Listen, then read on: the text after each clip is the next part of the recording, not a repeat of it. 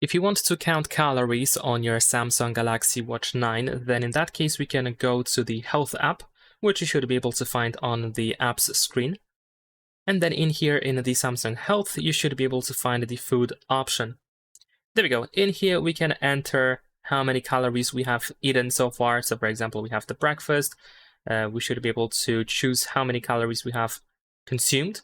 We can also tap on this arrow that we have here, or the text itself, to switch the meal type. So you can switch to lunch, to dinner, morning snack, and so on and so forth.